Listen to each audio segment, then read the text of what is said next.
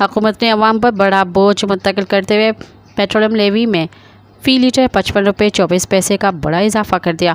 Petrol पर levy 105.37 रुपये से बढ़कर 160.61 रुपये की बुलंद सतह पर पहुंच गई है। पेट्रोल की एक्स रिफाइनरी कीमत में 13.58 रुपये फ़ी लीटर इजाफा किया गया है।